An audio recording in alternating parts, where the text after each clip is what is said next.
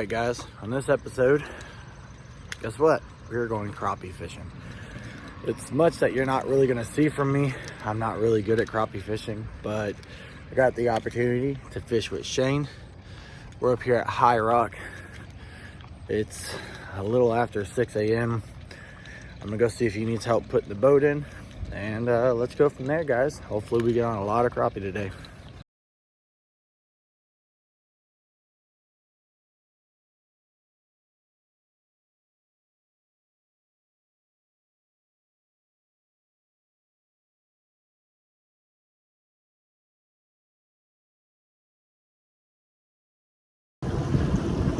So we're out here scanning around. Obviously, Shane is driving everything here because I have zero clue about crappie. I can catch catfish. I've caught one crappie in my life. He says we're gonna fill a cooler, and I can 100% believe him because I've seen some of the trips that he has done. He absolutely slaps coolers full of some slabs. So stay tuned, guys. We'll try to get some information on how he targets them so that if you guys are looking for any tips, I'm gonna have to ask him because you can't ask me about anything on crappie fishing. I just throw live minnows and pray for the best, you know?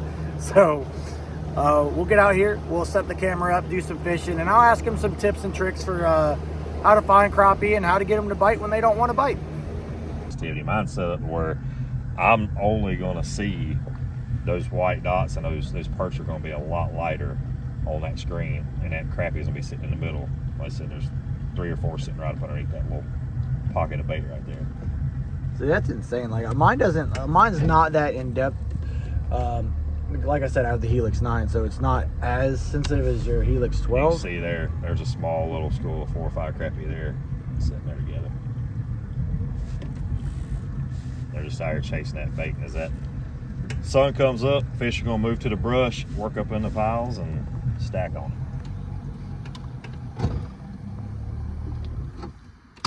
Let's see if we can catch it.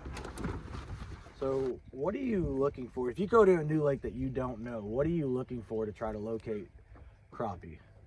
This time of year, what I'm looking for is basically any structure or brush right off the river channels this time of year. There's some shallow, most of them are gonna be out here anywhere from 10 to 20 foot of water right off the breaks. And you know, I say river channel on this lake, you can have a river channel drop to 20, 25 foot, or the river channel can be in certain areas that's 10 to 12 foot. So basically I'm going around marking structure, finding what I need, and then that way the bait's coming right up on them river points. It's pushing up early, and then as soon as it comes back, it'll pull back out, and that bait's just moving to wherever it feels comfortable. And then fish are gonna be right behind it. And I will say, so crappie are very finicky in my opinion, because I've been on top of some of them, but I could not get them to bite for anything. Live minnows, I threw some jigs. It's just, I guess my presentation and me never really fishing for them didn't help me, because there's some tricks and tips that you probably do if they're not trying to bite on how you do your presentation.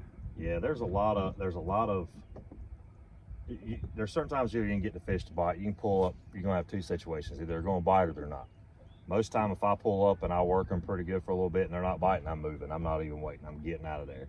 But a lot of times if they're bigger fish, I'll sit there and work on them a little bit. But yeah, there's ways to look at it and get it to where you have to find ways to make them bite. Because you know, back in the days we used to fish tournaments, so you weren't leaving big fish. If you seen them, you were going to stay on them and try to make them bite. So the best way is just get out there and try to figure it out. Live bait, minnows, however you're going to do it. So That's all bait. That's all shad. Okay. Yeah, we got shad running up here. We got a brush pile here. That's got some fish sitting right on top of it. See, he's running live scope. I've only seen live scope one other time.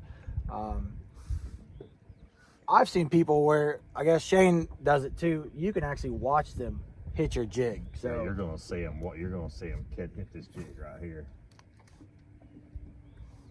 So you don't drop it just straight down, or is that because you're facing out that way and you know the brush pile is about what? Yeah, I know where the brush pile's at. You can see the jig coming right by there. I see all the fish moving on that pile right there. See them right on the bottom.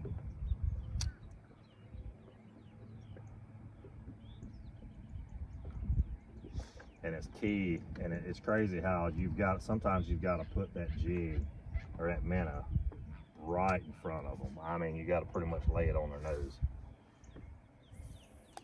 And that's crazy. So, like, now I know catfish are the same way. At some points, you have to put it right on them. But a lot of the times, I'm catching catfish, I'm dragging, and they come chase it and hammer it. Mm-hmm. But you would think everything's hungry, so it's going to go and try to find it. But yet, crappie will just sit there and wait for something to come by them. Yep. They'll chase it, and you'll see they too. Crappie's the same way. Sometimes we'll drag it by, and you're going to see these fish just before you can even do anything, they're hitting it. And there's times you're going to watch these fish chase that bait 40 foot and then swim away from it. They get close enough just to inspect it, and they don't like something they're seeing, and they're out. And they'll follow So it. that's a fish right there dropping down to the bottom. Was that your jig? That was my jig. Got him. That's a good fish. He is already hooked up, guys.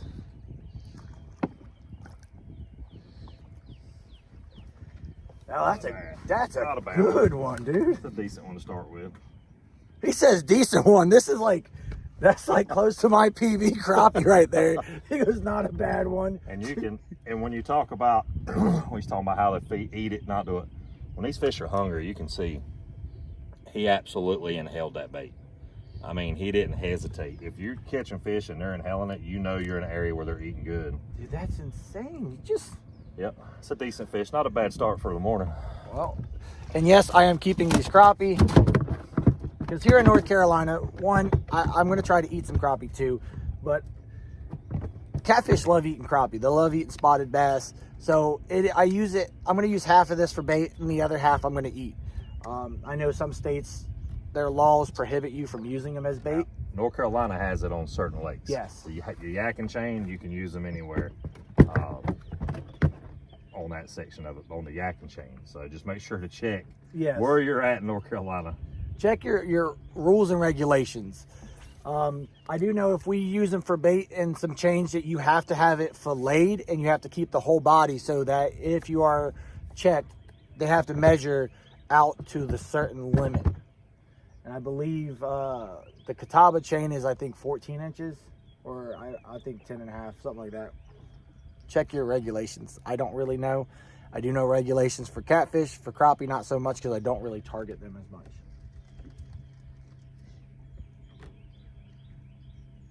So these fish are sitting on this brush, and you'll see they're here as the sun's just starting to crest over the trees, and these fish, there's a few sitting on it.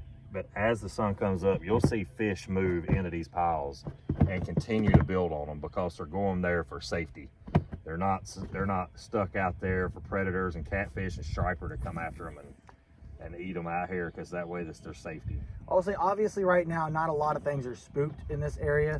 There must not be a lot of predators, because this whole wad of bait here, and you said that's like shad? Yep. That's shad, and that's probably shad right there moving into a huge school. They're not spooked at all. So, I mean, I have had some times where I've had some white perch all under me, and all of a sudden they disappear, and I'm throwing a lot of crappie, and then all of a sudden I've got a 15-pound catfish on 6-pound test, trying not to horse them in. Yeah, you'll see it. We'll see it probably today. If we don't, I'll be surprised. But you'll see the catfish and the striper coming in to these brush piles and actually pushing. That's your jig right there, right? Yep. You'll see them push them crappie out, and you can actually tell a lot of times too. He is hooked up again, guys. You'll be able to tell again too. That one's not as big. Yeah, it's a good eater. Yeah, this fish here, probably 10 inches. Good eater size fish for this lake. This lake is absolutely. Hey, yep. Yeah, right. Yep. Right at 10. 10 and a quarter. This lake is absolutely full of these 10-inch fish, 9-10-inch fish, which is perfect eater fish. And you can, like, he's got a good scent to him. Like, as soon as you put him close to me, all I smelled was. Yep. Yeah, this time of year, that's one thing about crappie. In the summertime, if you go out here and catch them on that water, I mean, the water temperature is 85 degrees this morning, 84, 85 this morning. Anytime that I'm catching these fish during the summer, first thing I'm gonna do is ice them down, get them down, and I'm not gonna clean my fish till the next day. I want to firm that meat up, get it done, because you think about that water's hot, that they're soft. I mean, they're not bad, they're soft, but you firm it up, go with it. But in the summer, they get that, I call it summer stink. Those fish you can smell. You can ride down a lake and tell where the fish are in the middle of summer with a crappie. It's crazy.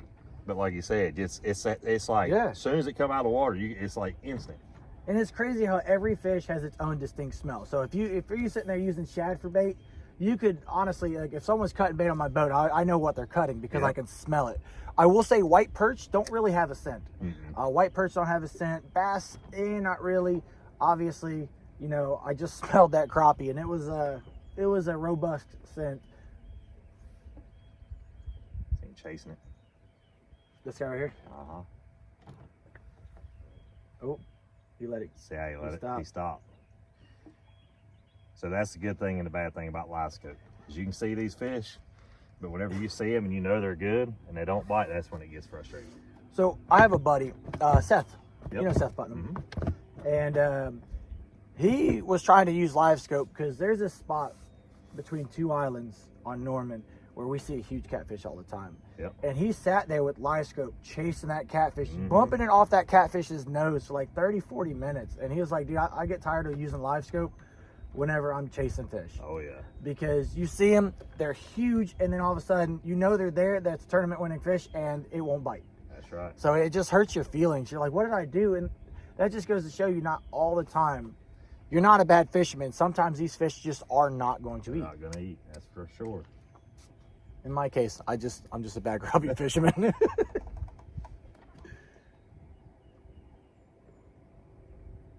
So I know the squares equal like inches or feet. It depends on how you have it set up, right?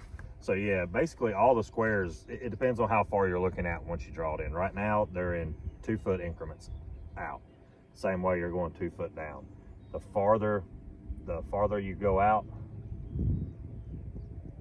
it goes down, because that way you can grab your stream. But the closer you go in, it'll open up and go down to 1 foot increments. It depends the distances you're actually looking out. Okay.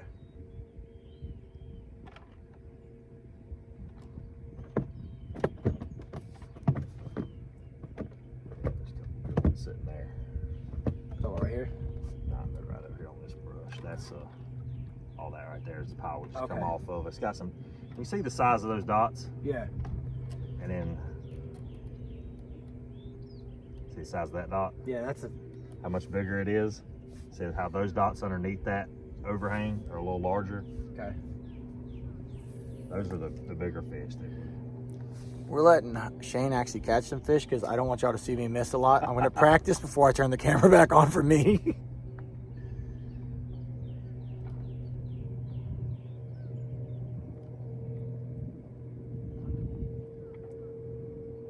See, I was always, like, every time I watch something, you know, they're always, like, vertical jigging. Yep. And you don't have overly long, what do you got, 10s or 12s?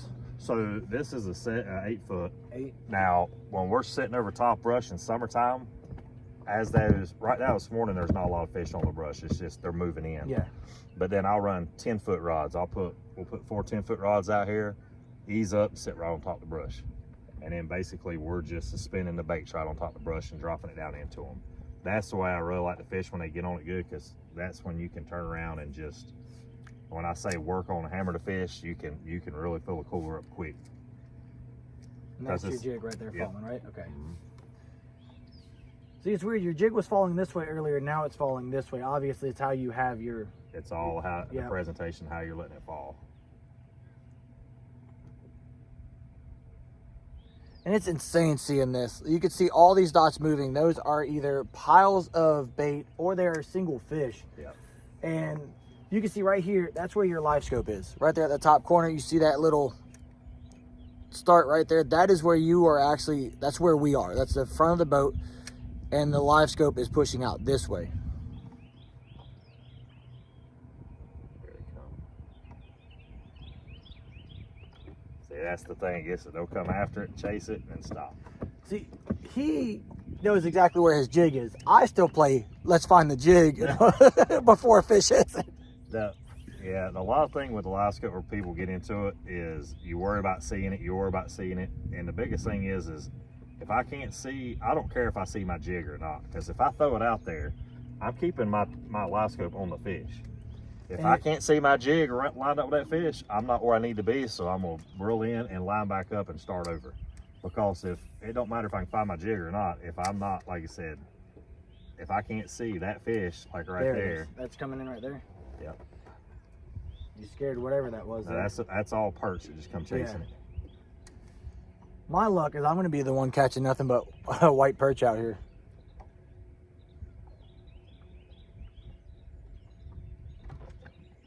Oh. Okay, so a small fish just pulled off. Yep. That was probably a perch with the size of perch or a brim. Yep. And you'll see some orange you can get up on top of them and cast to them and get them to bite and get them to go.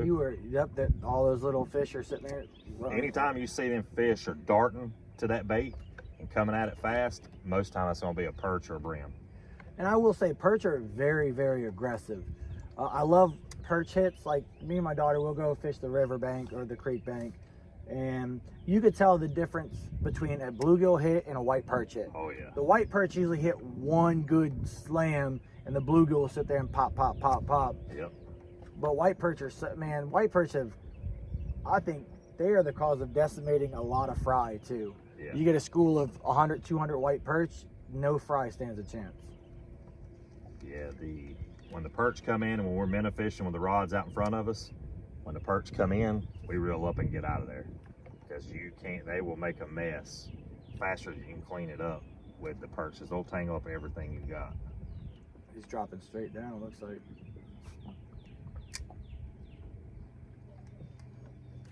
A little bit closer. But as I was saying a minute ago, a lot of times in the mornings you can sit back, cast to them, and work them, and when they start getting finicky and not biting, we'll move a little closer so that way we can start to work vertically a little bit.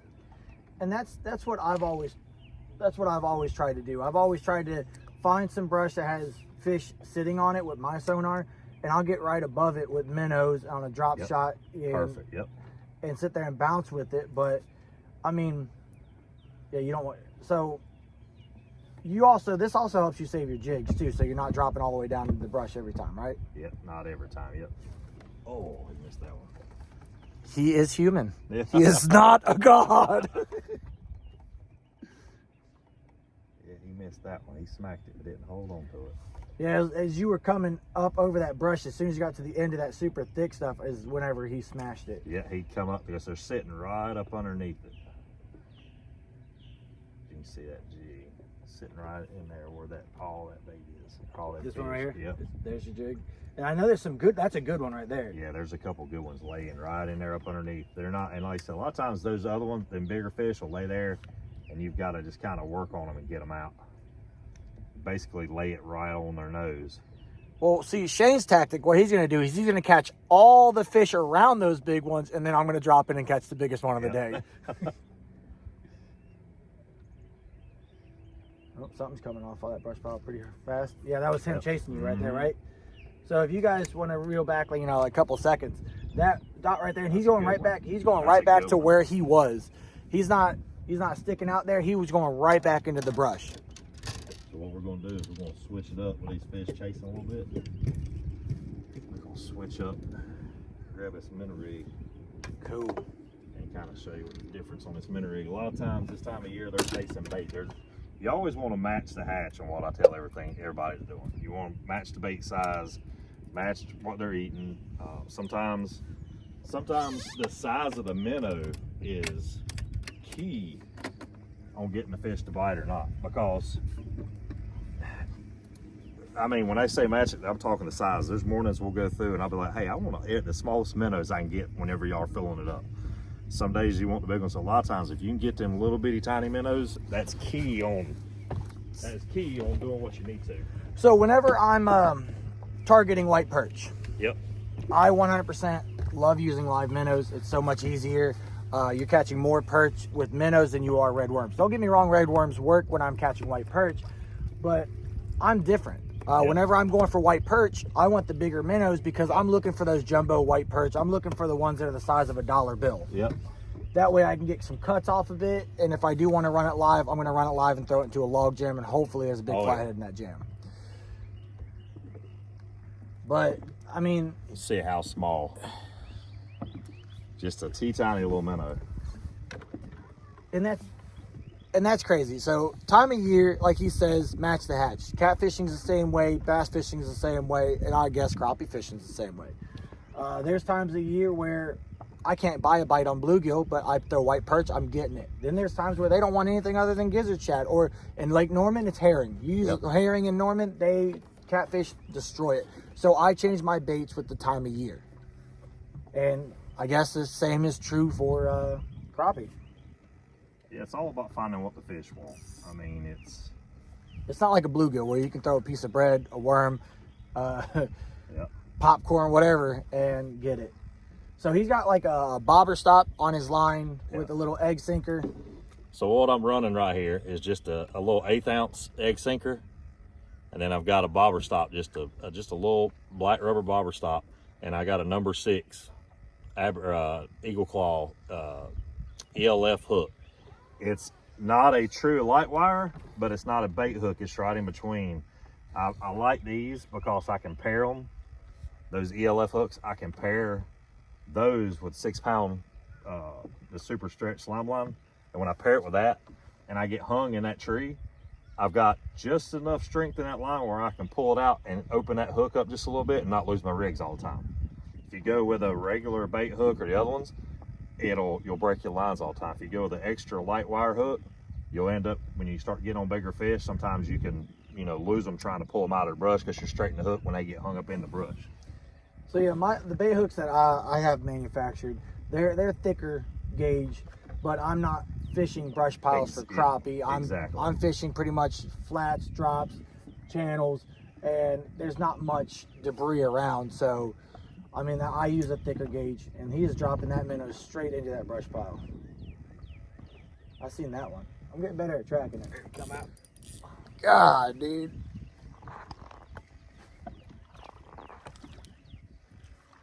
That's not a decent one, too. That's a good one. That's, God. See, he ate that quick.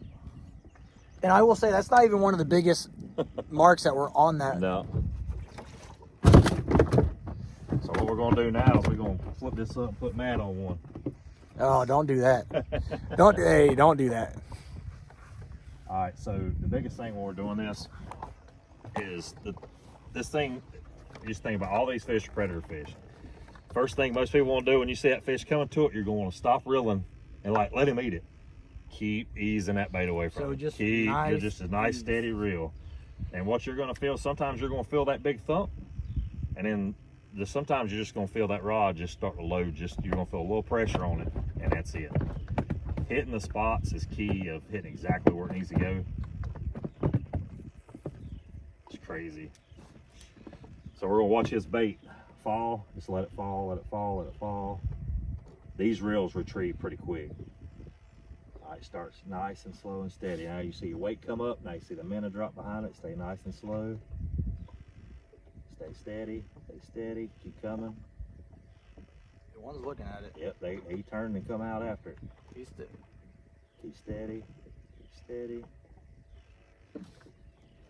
I'm all the way out of it Yep, now. go ahead and pull up out. And then flip it right back where you had it. So I'm going to show you. So basically, your transducer is going to be exactly where the trolling motor's facing. We're going to get a little bit closer before. Yep, hang tight. We're going to get a little bit closer. Getting a little bit of breeze, which is good. It's what we want. All right, we're going to flip straight out in front of us. I'd probably not Yep, go go ahead and far pull it back in. Go a little bit farther. Yeah, about right. twice that distance. That's a good one sitting right there. Let's get a good flip then. That's perfect. Let it fall. There he is. There's the fall. All right, start real slow. Right on top of him too. Yep. I don't see the. That's all right. You're coming right through the bottom of it.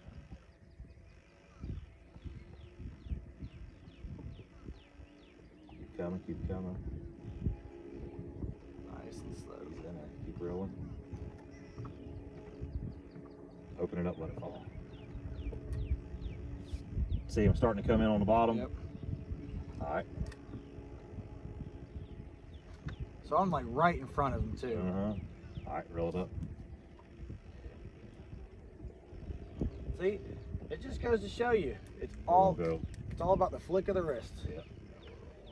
Same About thing. 11 o'clock. There you go. All right. Wait. Right there.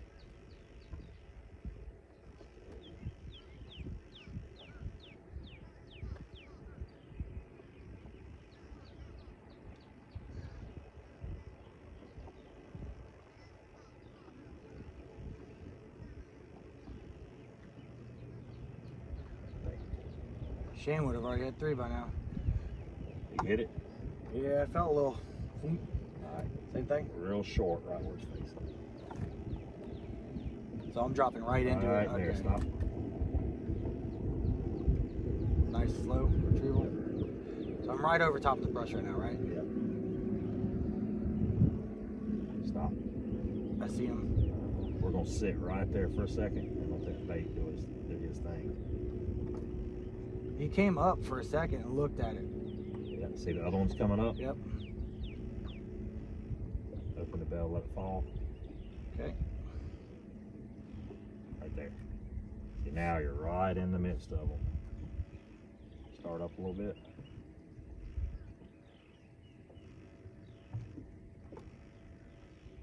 That's one thing people don't realize is that the coordination that it takes to be able to Dude, it's absolutely insane because I'm keep sitting your here rod watching tip. it.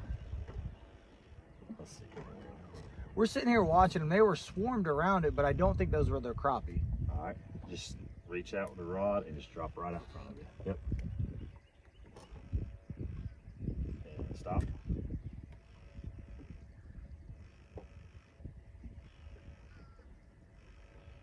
I am right in that swarm too. I'll start reeling.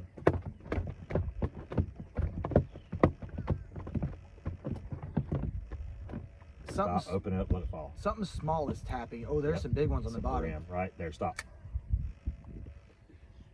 Something small is either tapping the line. Yeah, it's brim and perch. I am Got 'em between coming like. up. Yep, I see him. Did you see him spook? Oh, Get brim him, and get him. What? I thought that was a brim, dude. Take your time. All right, flip him on up. Straight up, start it back over your head. Oh yeah. Dude, I thought that was a freaking brim or perch or something, dude. He's like, you dude, no way, dude. Dude. Well, now that is, I don't know if that's 14 and a quarter. It's a good one. No, that's definitely not 14 No, though. he's probably about 12 and a half. Dude, that just goes to show you, man. I was like, How light the bite is, dude, too. like it was just like, I have bluegill that are like this big that hit harder than that. About 12 and a half inches. I, So that shows you right there how many Dude, fish that do you is think that you're insane. missing because you. 'Cause you're I like, felt that- well, that's not really a bite. I felt that same hit multiple times, and it's just like they're hitting and then must be letting go, like they're not fully committing. Dude, So what I seen right there is the reason I say get him. I seen, so you can see your weight, you see the hook. We were watching that, and you were pretty much vertical. yeah, I seen that weight starting to go with the fish. So I seen he had it in his mouth and was going with it because you didn't even, you feel a little touch, but he was already swimming off with that bait. and you said there's a breeze, so I was like, okay, the line's Yep. going this way a little bit. That's fine, Yeah. dude. That is insane. It only took me 10 minutes to catch one, and he's at like 3. Okay.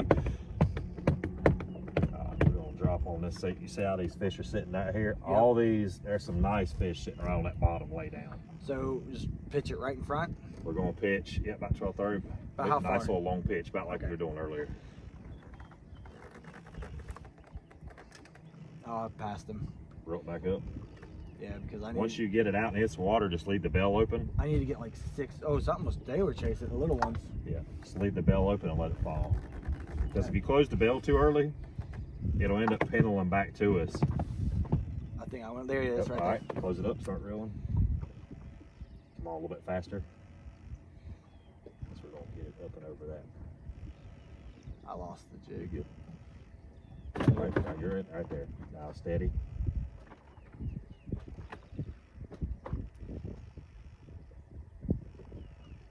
And that's me pulling across the middle right now, right? You're coming right through the middle over there. I I was hoping that big one was gonna turn and look. All right, roll it up. We're gonna hit it again. Same pitch. Yeah, let's see. Right. I'm just following the head. So the head of the trolling motor is where I want to right go. where you. Yep. Nice Good long shot. pitch. Leave the bail open, and I see it dropping right there. All right, now close it up. Now we're going to start reeling. We're going to get it right in this area is where we want to be at. That's where them fish are. See how dark it is? Yeah. Or bright? That's what we're looking for, is that bright spot. Got one. Oh, dude. It's right in that dark spot. Dude, that was a good one. Unless I was stuck. But the minnow's going. No, they come out of there. And I felt that one, guys. I felt that one this time. Okay. like I said, sometimes you'll feel it. They'll come up and they'll hit it before. We're going to do the same exact area. Real short, about 5 or 6 foot. Real short where it's facing. Right there. Let it go. All right, stop. Right there. Roll it up a little bit. Keep easy. I see him. Yep. Come Keep on. coming. Keep coming. Come on. You see how you kind of He stopped and he turned, said, yeah, no. I did exactly what you told me not to Yep. do. It's just it's what most people are like, come on, bite it, bite it, bite it. But it's predator, because if you keep taking it away, they're gonna go after it. I think I dropped Yep, it a you little drop short. it. Yep, pull and roll back up. See how you see this is the key. You can see your bait and there's nothing there. Yeah. So they're actually gonna pitch about 9 o'clock there. Perfect. All right. Start slowly reeling. Yep. I see it coming through. All right, now stop. Should fall right down on his head. It's right, pretty much right Yeah. by him right now. Oh, he ain't paying That's no a mind. good fish. He ain't paying it no mind. Goodness, I see him too. He's like, no, I know that minnow. Same thing. All right, give it a little bit longer pitch right where it's facing. Keep your rod tip right over top of the trolling motor. Okay. Because what it'll do, that'll make sure you bring it right back to that beam. All right. Slowly start reeling. Yep.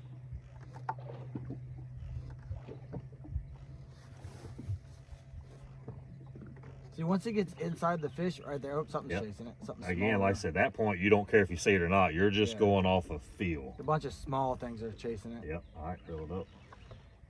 That's freaking insane. All right, straight out in front of us. Is that a little bit longer to pitch again? Yeah. I missed it, didn't I? Oh, it's gonna drop right on that big one. Lock it up, right? Yeah, up there. And slow. There's something. Little brim coming, I Yeah. think. Give her a little, roll it back in and give it a little bit cast. Oh, you got, look, that's what. Yeah, that's what's getting Yeah, me. fling it on out to the side and knock that out of there. Doing these short pitches, sometimes you get that wind loop in that thing, and you just got to say every now and then fling it out and get her straightened up. Yeah, I seen that, and it was giving me some problems, but I didn't want to fix it because we were on the fish. So, Oh, all right. So, yeah, about 11 o'clock. good little pitch. Yep. Oh, you said don't lock the bill. I see it dropping right there. Yep. All right, start reeling.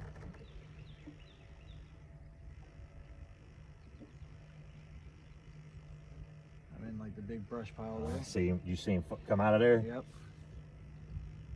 Slow down. There's something Keep on it right reeling. now. Yep.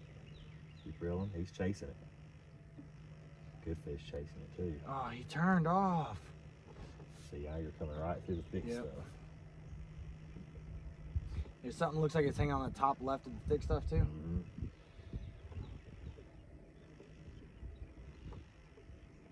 All right, I lost the jig. Yeah, you're up here already. You should be out of the water. All right.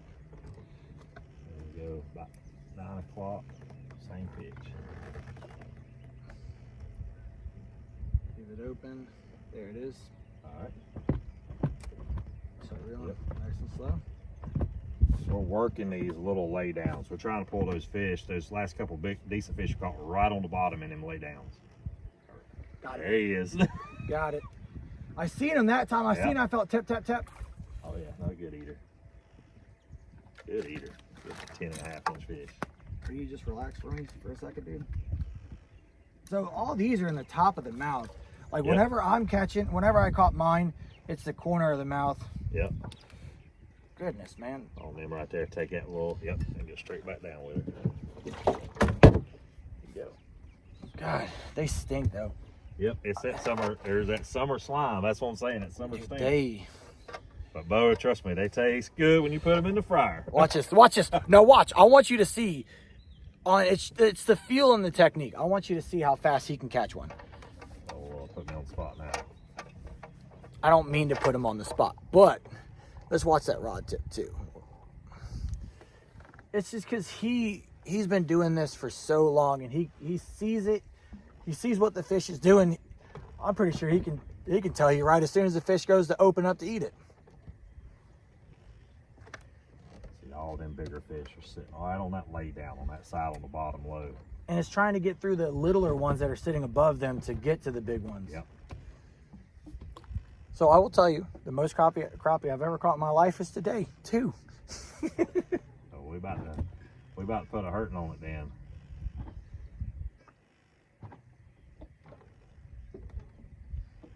So he was a guide.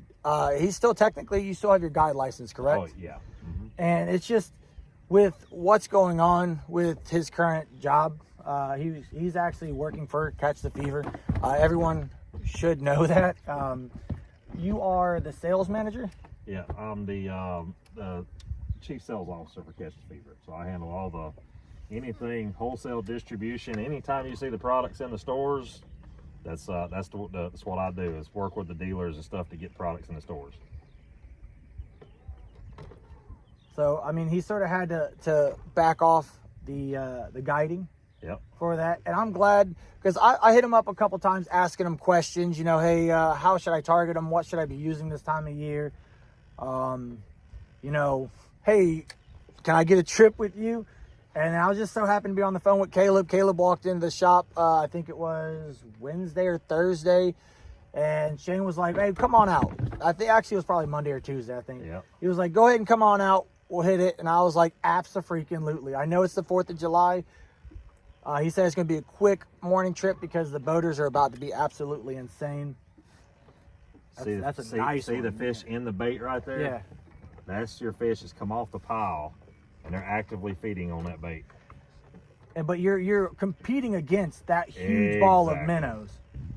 We're competing against all of that. Yep. So, yeah, as soon as he said, hey, come on out, I jumped on the opportunity in a heartbeat to come and learn. Now, I don't have live scope. I don't have really good sonar on my boat. I mean, I've got decent sonar, but these tips and tricks, so whenever I was crappie fishing, I would always come back up without a minnow because I was waiting for a big hit. Because you think, you know, a 10, 12-inch fish is going to slam it. And that just goes to show you, it's just like pat, pat, pat. Yeah. The biggest one I caught was like the softest hit. It's absolutely insane, and right now he's actually vertical right over top of the fish. Are you fighting these two right here? Yeah. So his jig is right above that first one. You can see it coming up, and that fish just wanted nothing to do with it. And you can sort of see their head versus their tail. Their head's a lot darker or lighter, and then their tail sort of lightens up. Like, that's a decent one right there. Oh yeah. And it seems to, and you can do it. You don't have to have live scope to do this. Oh, yeah. I'm fixing to show you exactly what you can see on if you were doing 2D sonar on this. We'll show you that right when we get over it. Same way, the way we're fishing brush and doing things is the same way we've done it for years. It's just now we're able to see that the fish are there, see what they're doing, reacting. Is that a pile of like 3 or 4 crappie there? Yeah. That's where you see, that's what I was talking about earlier. You're gonna see fish come in and out all day long when that sun's got a pretty good ways up over the tree now, and these fish are getting a little more active, and you'll see them come in and out all day long. So if you want to come out here, find this brush and fish it like we're doing right now, you can still pitch to it, or you'll see we'll do here shortly, we're gonna put some rods out in the rod holders and fish right over top of the brush. What you'll do is come out here with your side scan or with your down imaging or whatever you got the console, ride till you find it. Once you find it, mark it, then you can come back over, which of course with the live scope right here, you can see the brush is literally 6 foot in front of us. So what we're gonna do, I think I got it on here. I'm going to 2D, and what I'm gonna do is I'm gonna ease up, and you're gonna see this brush start to come in the picture. Once I start seeing the brush come in the picture,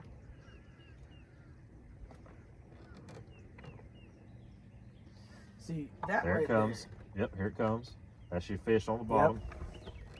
And that fish looks massive. If someone's seen that, they're like, "Oh, that's big," but you're in 16 foot of water and you're right above it, and you're not really moving that fast, so it's going to look a lot bigger. There comes another one.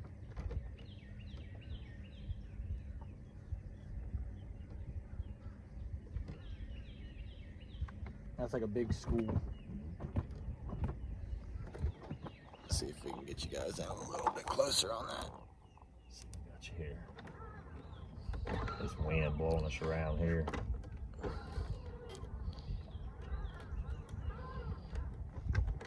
Oh, we passed it. Yep, so I'm gonna show you what you get. The wind, we're starting to get a good breeze, which is good. We're trying to keep everything lined up where I don't want the sun behind me when I'm fishing brush, because if the sun is behind us, we're casting a shadow straight on that brush pile. Yeah. And if that shadow hits, you'll actually see the fish start to go off of it. So I watched a video of this person. They had a pond, and they threw like a bunch of feed out there, and they have a bunch of bluegill in this pond. When the sun came out, the bluegill did not feed. Yep. But the second a cloud went over the sun, you just seen the water erupt, just boom, boom, boom, and it just goes to show you it's different. Crappie, if you shade them, they start going away. But if it's like you said, their sun, they like to stay there and pile in, which is crazy. On you, that just goes to show you the years of experience Shane has in hook setting. Yep. But no, it is, especially this time of year, especially because the fish are getting a ton of pressure this time of year, a ton of pressure. So they start to learn. They're realizing if they're sitting out there and I'm having to get in the tree to be in the shade all day, and all of a sudden, like you said, it's a cloud and it's a shadow that's sitting over them. They know. I mean, it's just instinct. And I will say, Big fish. talk about right here. Yeah, that's a catfish coming across the bottom right there. And that's crazy that the bait's still just like, all right, I guess until he starts feeding, they're going to be okay with him. Yep.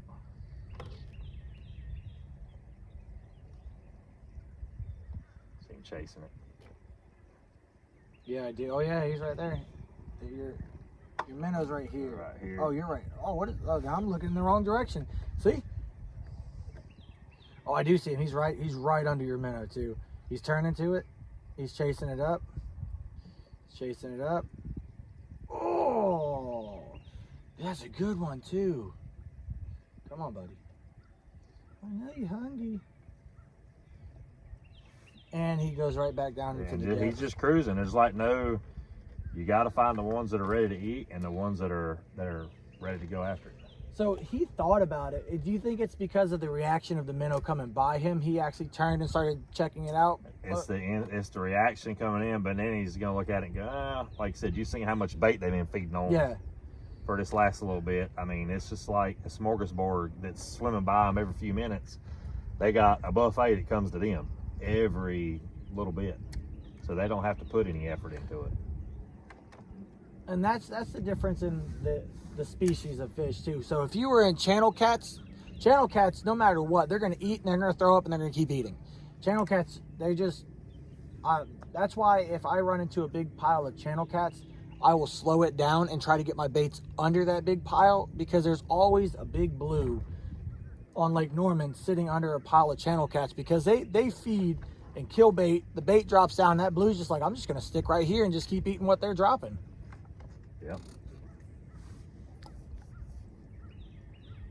We're starting to move in here again. See, if I didn't know anything about live scope, I'd be like, oh, look at all these fish. I'd be like, look at all these fish here. Dude, you were way up here. Yep. They were dropping in right on that lay down. They're wanting to stay close to the bottom today, right on that little lay down to the side. So how many minnows do you usually buy when you go out for a trip? Usually if I go on a guy trip, I buy a pound. Okay, you buy by the pound, I buy by the dozen. So we're different. A pound, depending on the size of the minnows, you can get anywhere from 20 to 24 dozen in a pound. So yeah, we are different. I buy by the dozen. It's usually the max I get is like 3 to 4 dozen. Yeah, I got. You had a couple turn and look and pull right back away. You got one small one right there. Oh, come on. Yeah, these fish. They're not. And you'll see whenever they start getting finicky, a lot of times, I'll mess with them a little bit or do something. A lot of times it's I pick and move. Like we're getting ready to turn the trolling motor on high. We're gonna go over and hit another spot. And like it's crazy to watch them, right? They're chasing it out of the brush pile, but when they get like 3 to 4 feet out of the brush pile, they're like, no, I want to go back. I mean, do you think it's because they know there's also safety in the brush? Oh yeah, they're going back in there because they're safe and they're comfortable. And you're just vertical right here, right? Is that you? Right on top of that one. There is a nice one right there at the bottom, but he keeps going right back down. Good. All right, he is hooked up to a good shell cracker right now. Dude, that is he got some shoulders. Look at that. Oh my God, dude. My word. That is, dude, you put a softball next to him and you lose a softball. Look at that, Joker. This lake is full. This isn't a big one. This is a good one, but this isn't a big one. Some of these guys around here have got these things figured out, and you don't talk about fun and fighting. Dude, this beats the fight out of anything. You should have seen him. He's like, "Whip! Oh, that's a good one. Turn your camera on." You know? That's a shell cracker. When you can find these things, you stay on them and get them because that's some good eating. We're gonna get that one. That's gonna be that's some good eating. So, Tillery. Yep. Have you seen the size? Dude, I saw them in Tillery. They were pulling them out like this. That's what I'm saying, yep. They were like 2-3 pound. I was like, dude, what is that? It's the same thing here. The yak and chain, that's one thing. You don't see guys talk about it because they keep it hush quiet because when they get on them, they stay on. Where to find them? Yeah. Yeah, because it's tough. So we have already moved to, this is now the third brush pile. Yep. The second brush pile had a couple small ones on it. And so we came to this third one. We see some good marks, and he got down there with them, and obviously we got a little shell cracker hole. Yeah.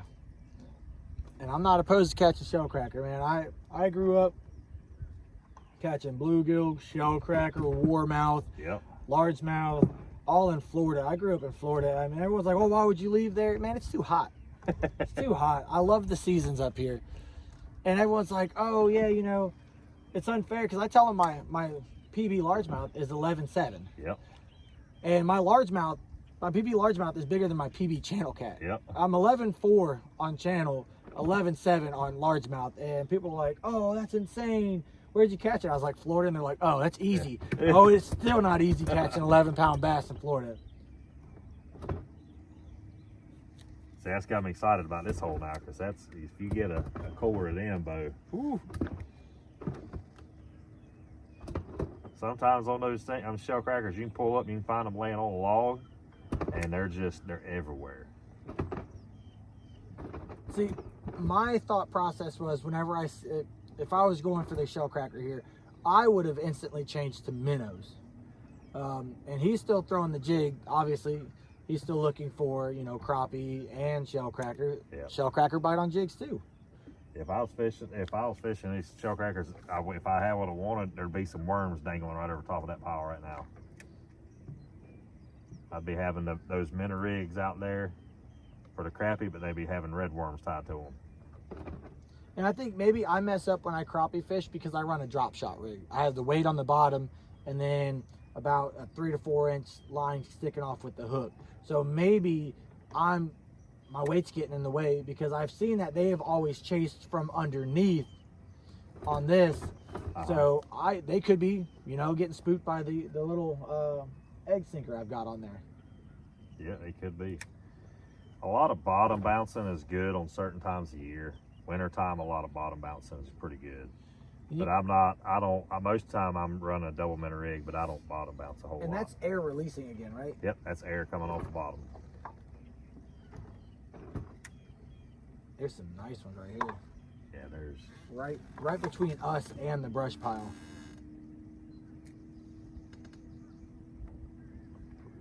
Ooh, something big's coming in the screen right now. Something big. I think that's a cat. Yep, that's a big catfish.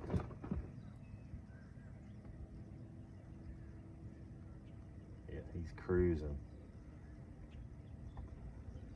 He's just cruising.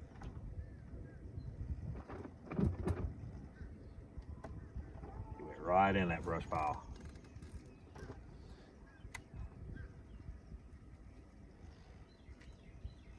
And so that goes to show you, right? So you just saw that big catfish jump right into the bottom of that brush pile. That's why whenever I drag, I try to find structure like that. Because if you run your baits through structure like that, you don't know if there's a big cat that just cruised up into that brush pile and sitting, letting bait swim all around him. Yep. I rarely try to... Ooh, I rarely try to fish clear water. If there's brush, stumps, logs, anything, that's where I'm trying to drag, because that's what catfish are using to hide and, honestly, ambush. Now, don't get me wrong, a lot of good fish have been caught cruising channels. I mean, look at Zach Royce's in Kerr. It was cruising the main channel. Mm-hmm. There's big fish that come out of this lake in this main channel. This main drag right through where we're at is right outside of Abbott's Creek, headed south. Out here on these river ledges, I've seen some massive catfish come out from in here. This is all going to be brim shell back there, I believe. Yeah, you got finicky now. Yeah, you got some right here. You're dropping. Hopefully that one takes it. But chasing bait. They're out here chasing. And they didn't. Those two big ones didn't pay it no mind, did they? Nope. They actually turned back. And that's, so no other spot that we went to is releasing air like this pocket right here. There is constant air coming up out of that brush pile. But that could be the fish are hitting the brush pile, causing some slight movement and allowing air pockets to be released too. Yeah, well, it's just parts of the lake releasing. Whatever that was jumping. See, this is just a little fork limb. Obviously, there's something sitting on top of it, because they're popping right over it. A lot of times this time of year, if you can find that big structure is great, but if you can find these little stick ups, these little ones, a lot of times you'll see it hold one or two really good fish by themselves sitting out there all alone.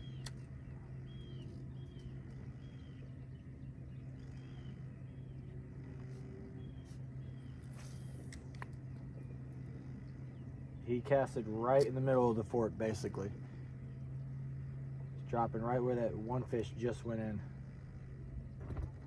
It's like a video game, man. Yeah, kind of. But it takes a lot. It takes a lot. That's one thing. When you get live scope and you see them, you can't get frustrated, because it takes a lot of time to be able to be accurate of what you're doing. So I believe my two, he literally coached me through the first bite perfect. He had to tell me to set the hook, because I thought it was just something bumping into the line again. The second one was a little bit, I think I set the hook on that one, but without his coaching on how to drop it, when to reel, when to like slow it down, when to speed it up, I don't think I would have gotten two. I think maybe I would have gotten one. Another ball of freaking threadfin. It's a big ball of threadfin there. And they're not but 2 foot down. You can't even see them. So we're in, this isn't even like super muddy conditions for this lake. This is real good water clarity. And that's the thing about, you know, the Yadkin, the Catawba River chains. It's very rare that you could actually see bottom. Even in like 3 foot of water, it's hard. I've been in 1 foot, 1.5 foot of water, and I can't see the bottom at all on Norman. So having something like this is 100% a game changer too.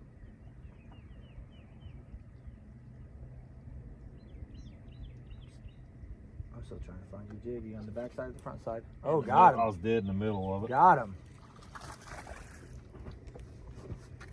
They were sitting on that. These that. fish are sitting right in that fort, and I had to just let it sit there. He inhaled that thing, Yeah. man. You can see that. That thing is gone. I'm telling you, this is like I said, these jigs. I used to hand tie, do all my own stuff, but he is down deep in it. Yeah, that's right. I got a local guy that actually lives over there on Norman. Jigs by Justin. That's all the jigs I keep, or my hair jigs I keep in the boat now. And you have a loop. You tie it with a loop. Yeah. So sometimes, if it depends on what I'm doing with it, I'll tie with a loop knot, and then sometimes I'll tie it straight. A lot of times, in the summertime, where I'm really just kind of working the brush, I'm really letting this be loose, so that way I don't hang in the brush. If you see me fishing open water, we're out there live scoping fish, and we're fishing open water more in the winter and the fall and early spring, I'm gonna tie that. I'm gonna tie that dead to it, because my presentations, I want them different. Summertime, I want it like this, when the brush, like I said, plus you can, if he goes down, I can pull it through that brush and it'll straighten up. Whenever I'm fishing vertical and fishing during the winter, when I drop my line down, I want my jig standing strong, because in the winter, you're gonna see them fish they're gonna turn and they're gonna start straight up. And I don't want that jig like this, where if he misses it, I don't want him grabbing the hook here. I want him, when he gets that mouth on it, it's that jig straight down where I've got it. So that's whenever you're tying the knot straight to it, and then you're pushing the knot more towards the front. Got it. I'm pushing it to the top of the jig. Okay. See, this is why I want to do things like this. I want to fish with different people who are like masters of their craft. Not a master, but compared to me, he is an absolute master at this craft. So it's so that I can get more information out to you guys.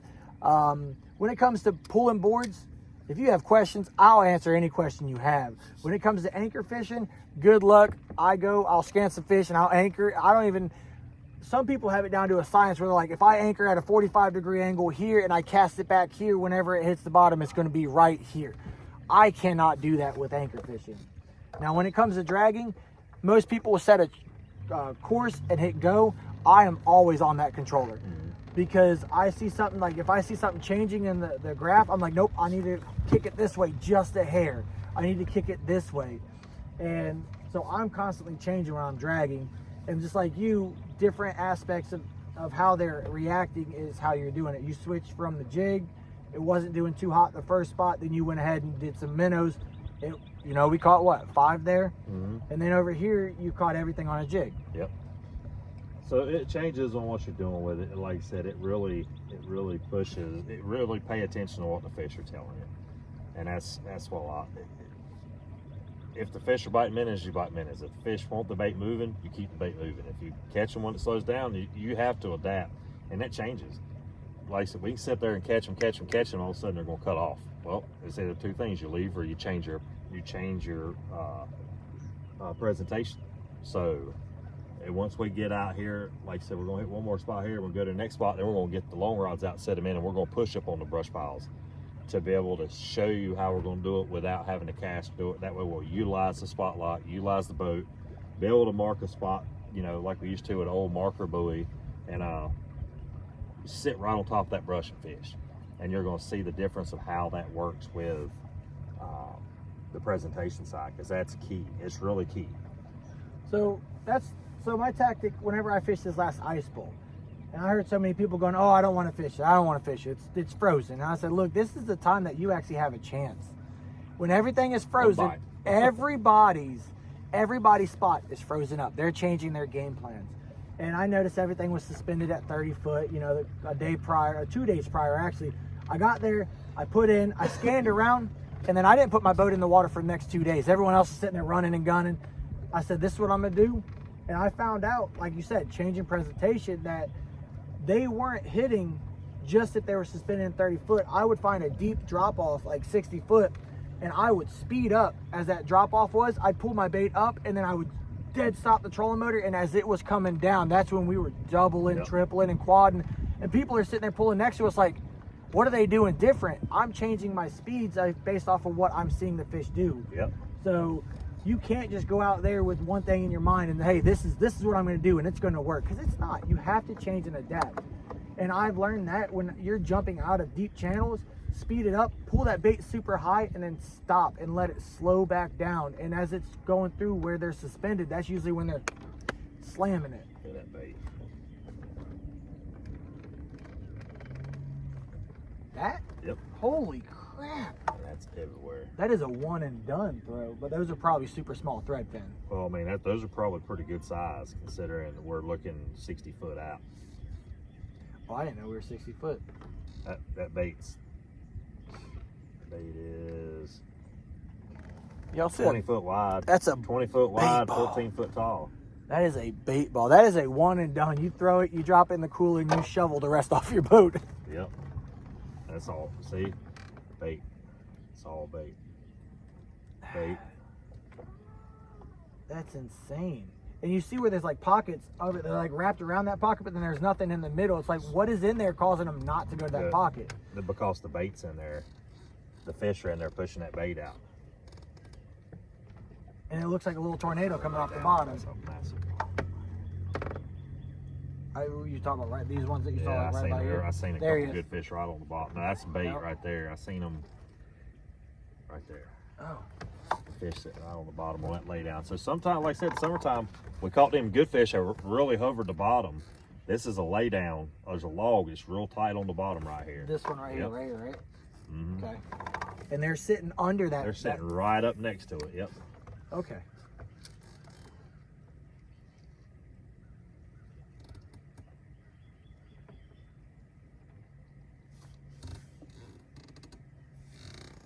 His jig is maybe 8 foot behind where those fish are right now. It looks like he's slow rolling it right into him.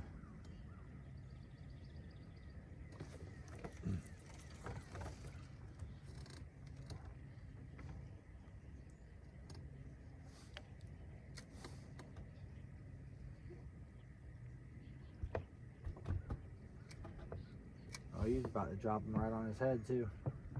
He's right at the end of the log. One is chasing right now. Oh, it's chasing good too. Come on. He gets right to the jig and then he stops. See the other one come out. Yep, that's a decent one there. That one's nice, and he's swimming under the boat. Oh, that big one took off. Look at that one, dude. Dude, hooked up. That seems like a decent one too. Good fish. See that little and all them fish are that size laying right on that one little piece had about 8 or 10 fish. And then when you see I caught that one. See, and they push out and then they're coming back in. Now they're coming back in. They kind of scattered, but it's not a big log. I mean, it's just a decent little lay down. And that's the difference of coming out. You can come out here and actually target those low ones, catch a couple decent fish, or come out here to some of them and load up on it. But see, I was gonna bring some of the jigs that I've been using to see if they were working out here, but I totally forgot to bring them. So we're gonna back up over this and see if we can catch, because they scattered. There's about 4 or 5 of them in there, and then they kept the one. 2 of them come out on the first one chasing it hard. Then I dropped it back down, and I seen another one come out, and the other ones kind of went out after it, and now they're starting to come back in. So technically that is like 6 to 8 foot in front of us right now. Or Yep. no, that's a little bit more than that now. About 10 foot. Yeah, you can see that right across the top. Oh, I didn't see the numbers on the top. Okay. Yeah. So whenever he was saying, hey, throw 5 feet this way, throw 5 feet this way, and we've got 2 boats coming in behind us. So these are not like secret brush piles, obviously. Yeah, no, this is stuff that we've found over the years and just mark, and we come back and fish it. I mean, once it goes in the water, it ain't yours. Oh yeah, no. It's just coming out here and scanning. That's a lot of mine is a lot of riding. And so there's the big debate on my spot, your spot. I don't believe there's anybody's one spot, because there was an old timer in a little John boat years and years before you, smacking them out of that. Oh, that's dude, another good one. Smacking it out of that hole. Yeah, it's all about it's just about the etiquette and being respectful of it. I mean, you don't want to, I mean, ride around. A lot of guys want to ride around and just mark spots whenever people are sitting on them and doing that, which is not, I mean, you can do what you want to it, but a lot of my stuff is, he tapped it. Here he comes, here he comes. And they're not pulling too far away from the brush. Those first they're two staying did. tight. Those first two chased it pretty far, pretty much about 4 foot down. Yeah. And then they turned back. But that one came about like 6 foot out of the brush pile, turned around and went right back into it. Yeah. And as you can see, his jig's coming in right here in the back. So you guys can watch that. I don't know how well you can see it. And he's going to bump through that unless he gets hooked up beforehand. He is bouncing like right above that lay down too. And I said right above it, and he ended up right into it. Yeah. That was on me. Oh man. All right. All right, guys, so we got Matt. We're going to put Matt on, pressure on. Oh, great. Thanks. Just flip it All right, up. we're going to go about 10 o'clock. How About far? 15 foot or so, just a nice little toss. Nice, that's it. Keep that line. So what we're doing, we've got a pile that's loaded down with some pretty decent fish. And this brush pile, we're actually going to bury the jig down in there because we got some bigger fish at the bottom. All right. And what we're doing is we're burying it in and we're bringing it back out of the pile really slow.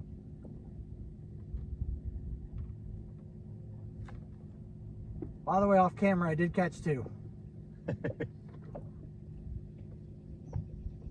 right, I'm already out All right, of them. and then pick it up and go right back in again.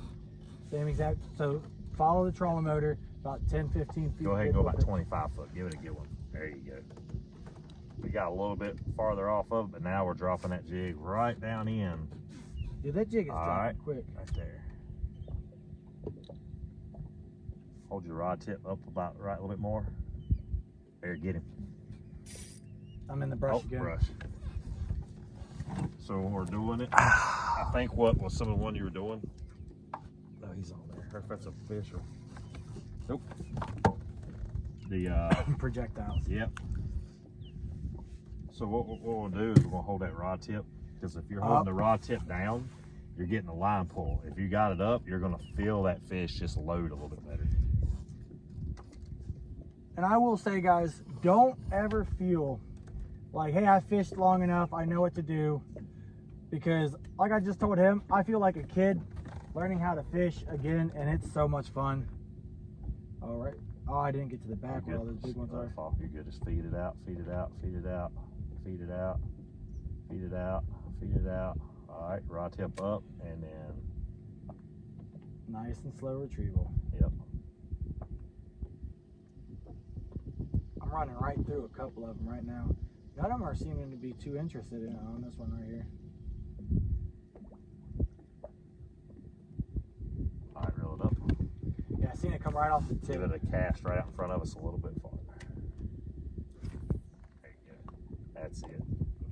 So now we're going past it. We're going to come right past the fish on the backside.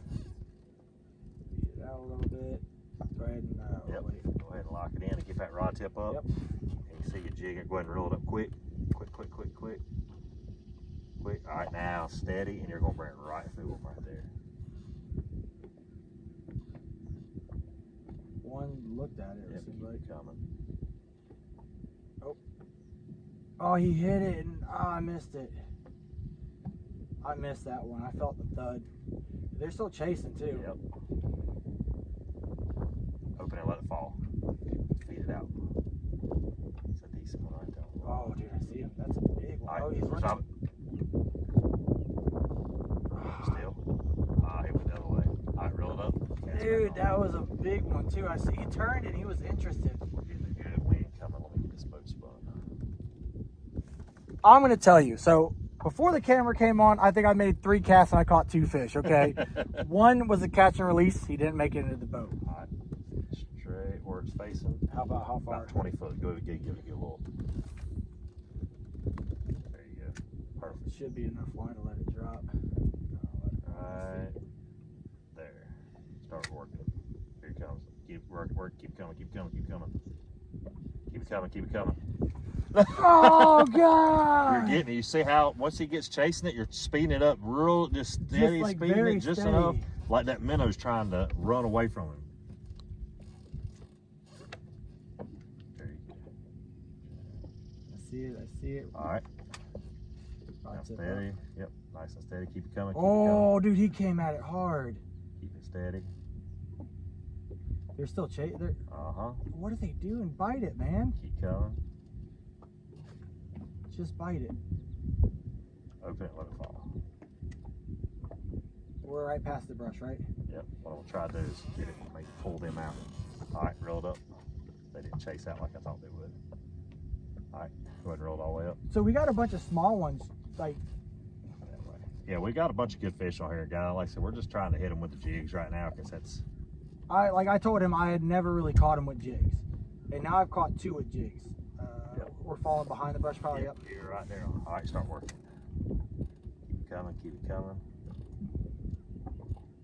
Keep it coming. Keep it coming. Keep it coming. Keep it coming. Keep it coming.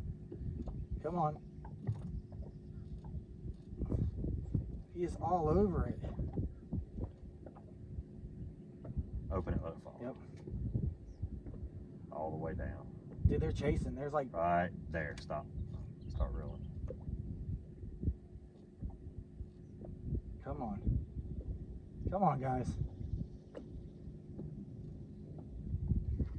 Yes, sir. Oh, yes. Oh. I am good with catch and release with this. That's all right, though. Hey, he's in the boat. Hey!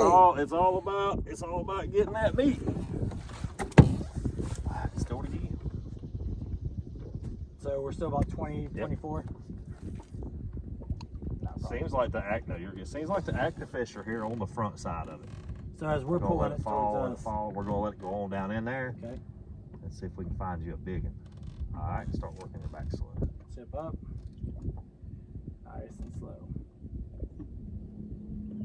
When it gets inside that brush, it's hard to see the jig. You're just feeling for a subtle tap. And you're not really wrenching down on the hook set either. Nope, you don't have to. Yep. I can know where my jig is because there's 3 or 4 fish going. Come on. Come on. Dude, he's wanting it, but he's not. All right, reel it up. He followed that far, didn't he? Yep.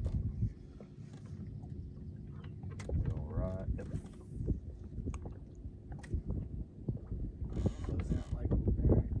It's habit. It's just. Alright, so All right, you're go ahead and start coming back. tip up, take the slack. Slow down a little bit. Yep.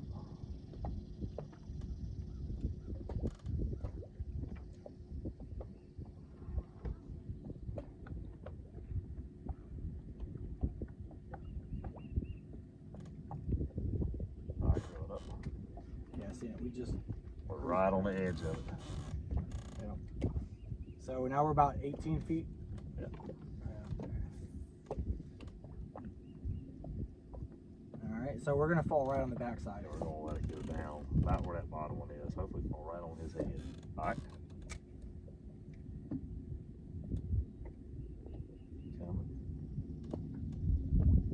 You feel anything funny on that one? Rip his head off of it. Come on, guys.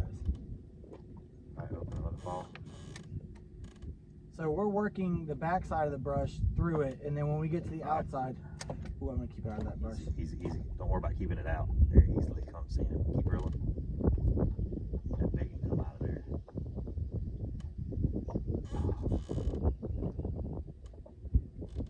I seen him shoot out the bottom.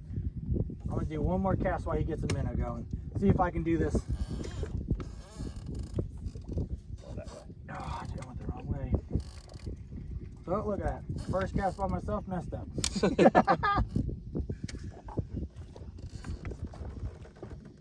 These things actually pitch these jigs very, very well. Yeah. All right.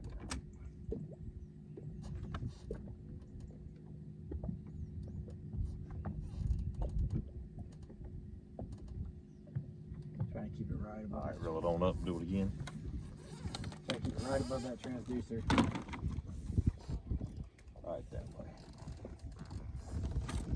I should be on the back side of it now. Right, no, I'm right in the middle of it.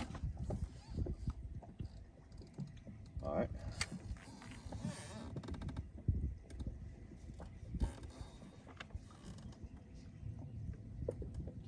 Keep it coming. I just say, I think it's, Oh, no. Look at that big joker. Dude, he had so, oh my God. Dude. That was a stud right there. Same thing, pitch right where it's going. That was a good one. I fall right in the middle of it. Right on the edge where he was. Let it go, let it go, let it go. All right. Working it back slowly. That was a stud. Get him. I felt the 2 taps. Oh, yeah, that's a good one. Oh, dude. Oh, my God. Take your time, take your time. I'm got you with it. There you go. That is a stud. Dude. Yes, sir. That's what we come for. Guys, check that stud out. Oh, dude. And I felt thud, thud, thud. And I was like, all right, I got to set the hook at some point. That's a good one. Dude, Yeah. guys, that is, what is that? He's tagged. Oh, he's tagged. We got a tagged fish here, guys. Hold on, let's see. I think I know which tag that is. We got a tagged Let me fish. get that rag off of here.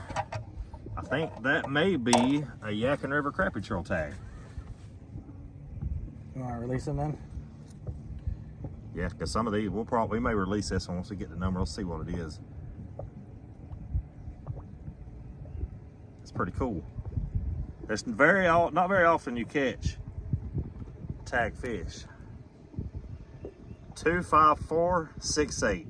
25468. I'm gonna grab my phone, take a picture of that. Check it out. A tagged fish, guys. That's like shooting a banded bird. 25468. Yeah, we'll release him. If he's tagged, I'll go ahead and release him. Let someone else have the joy of catching a tagged fish, you know?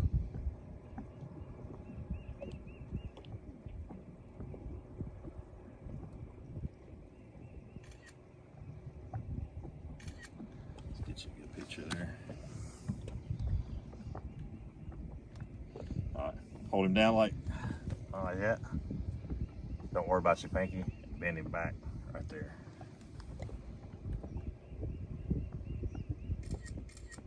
All right. We'll go ahead and get it released on this one. Yeah, nice. That's probably a tournament fish that somebody's caught. I know the local guys, especially Yadkin, they come out here in a bunch. They tagged a bunch of fish here. One of the local bait and tackle shops right up here, Hills Miniform, they run a crappie derby every spring, and it's I think it's like $10 or something to get into it. And then it's if you catch tag fish, you can win anywhere from a gift card for the shop up to a couple $1,000s if you catch the right fish. Some of they used to have a $50,000 fish. So you heard it here first. Shane's gonna give me $50,000 for catching that fish. But I'll reach out to the, I used to help run, me and my buddy Newell and Ron, we started the Yadkin River Crappie Trail years ago. That's a good cast. And I'll reach out to those guys and see, because I know Newell and them done That's a big one. See if we can figure out if that's one of their tag fish, and we'll be able to tell when it was caught, who caught it, and where it was released back at. I'm right on the edge of it. I just try to drop it towards Keep the coming. Got him. It's another good one, I believe. Oh, no. Look at him. Oh no, dude! And I was about to just run him over to you. God. That's why we like fishing. Drag peeler, goodness, man. This feels weird having someone like bait it for me and tell me exactly what to do. But like I said, do not feel ashamed, because I even told him I have no clue about crappie fishing. Oh, we're gonna drop down right in the middle of it. All right. It looks like the minnows is what they wanted. And that one, I just felt like really light pressure on. It's like, oh, Yeah, you're dude. just filling the rod. Just get a little load to it. All right, crappie's still there. Yep. Keep A nice little decent cast. There's just some good fish on the backside. There we go. That's it. Good cast. And it's not like they're not hitting hard. The biggest ones seem to hit the lightest. Right there. Start reeling. It's a good group of fish. Keep coming. Keep coming. Keep coming. Keep coming.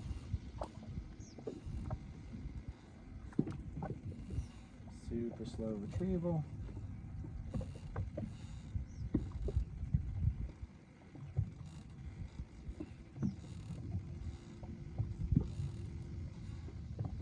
It's like every oh god. It's feel. You're starting to see it's really a feel more As than soon it as is it came out of that brush is when he hammered down on it. So it's crazy. So every time I rotate this over and I get to the bottom, it feels like it's a tap. And I'm like, no, I got to stop myself from trying to set the hook because there's no thump. Yep, right there. Good shot. That's right to the back. So it's just, and it's funny. Earlier he was like, oh, it's this far. And I threw it and he's like, start reeling. And he's like, oh, no. He goes, you're perfect. I guess I was like 2 foot past where he told me to throw. Oh, he's chasing. He's chasing. Keep it coming. Oh. Don't stop. Oh. I'm missing him. Unless I'm bumping across the brush. Keep it coming. Keep it coming. I'm watching them. They're chasing hard. Right, open it. Let it fall. Oh, they're leaving. All right, there.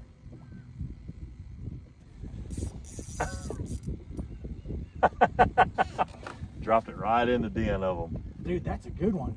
Oh, well, stop. God. Wait. Oh my God. Swing them right around to the back of the boat here. That's a big one. That's a big one. That's your PB right there, probably. Oh, look at that joker. Guys, as soon as he saw it and he jumps out, that is so, oh my God, dude. It's a big old whitefish. Look at that stud. That is a freaking stud. When Shane jumps out the seat, you know you got something. Dude, and the hook came out. Yep. That's how light it is.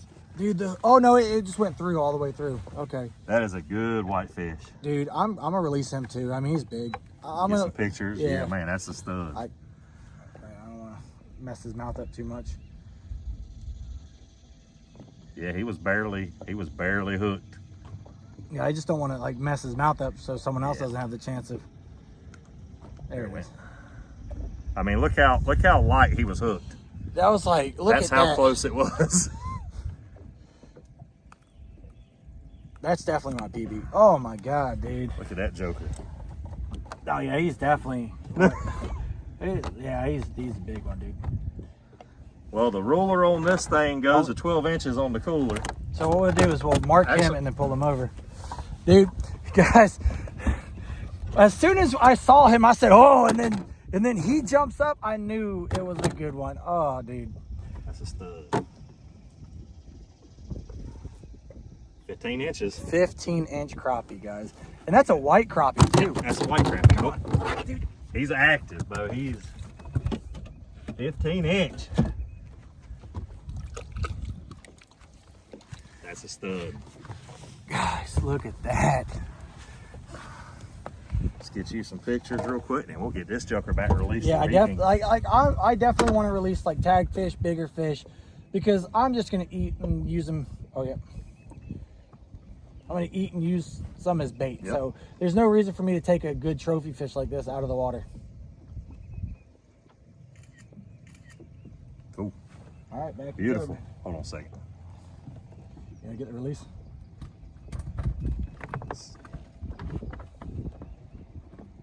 Dude, that's beautiful.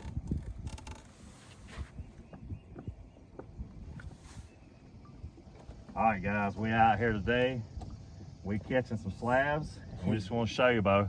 We just caught PB right here. What's your PB now? It's 15 inches exact. Big old whitefish. And we're going to show you what we do with the catch and release of keeping these big fish in the water. So we're going to release this big white and let her go back out and do its thing. Back it Yeah, goes. big fish, PBs, baby. Yeah, I want to release every big one like that. I mean, so a kid comes out and catches that, it could make their year. So That's right. So what you think about your first big crappie trip? dude, so I will tell you before this, I've only caught one crappie. So far, I think I'm up to like 6 or 7. Dude, it is absolutely fun. It's a learning experience, completely different than anything. And these big ones, they're hitting softer than the small ones. It's insane. But dude, if you want to get out, Shane will get you on them. That's Shane right, will guys. get you on them. So we're gonna get off here and we're gonna go back and get on some more of them. All right, see y'all soon. It's insane. That is insane. Filming while we're filming.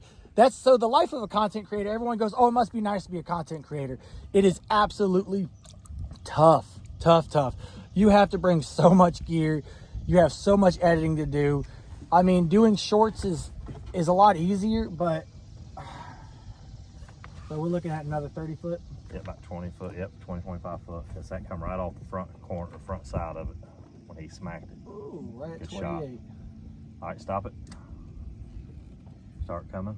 Yeah, I don't know where it's at, so You're right there. You're right. You're right on. Keep it coming. There he turned. I seen him. Coming.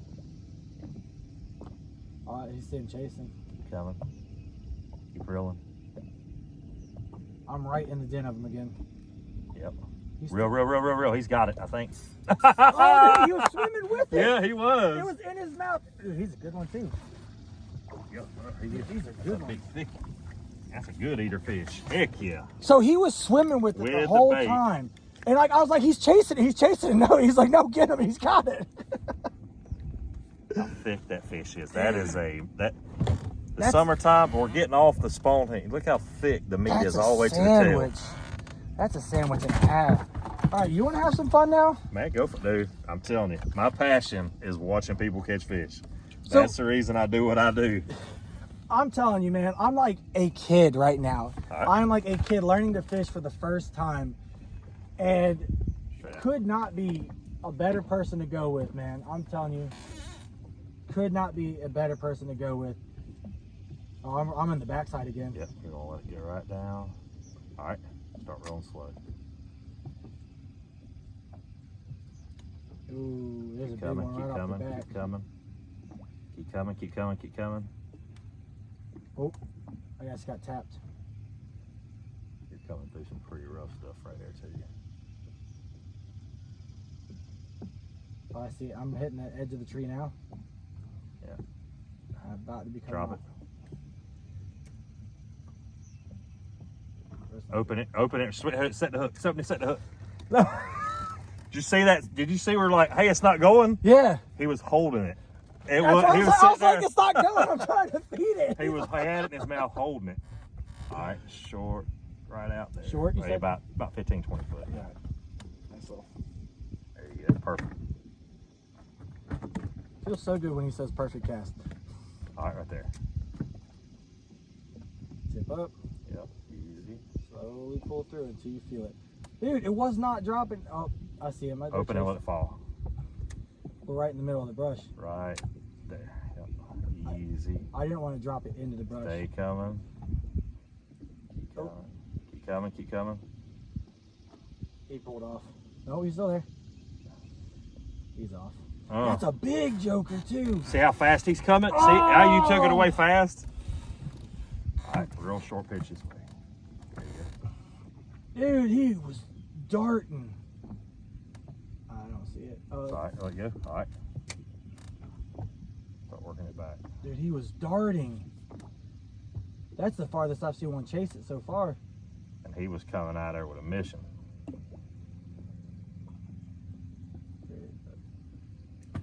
See if I can get one of these cruisers. Oh, Yeah, you see him coming back in and out of the pile. yep. All right, roll it up. Dude. Go pitch. Right about 2 o'clock, real short. Yep, perfect. Yeah, buddy, that's it. Right in the middle of it. Oh, dude. I just went through all that bait too. Yep. Right there. They're looking, Start rolling it back. looking.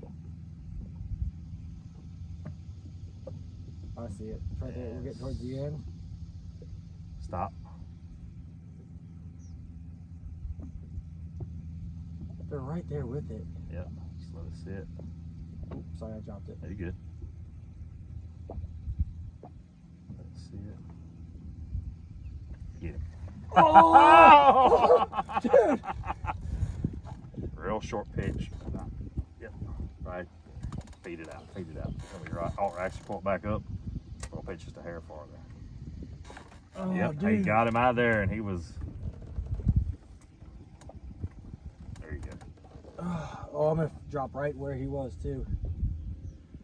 Oh, he's still sitting there too. Yeah, 2 or 3 of them. Right there. Start reeling super slow. Oh, I just Hit him. I felt it and I didn't want to. This one's not big.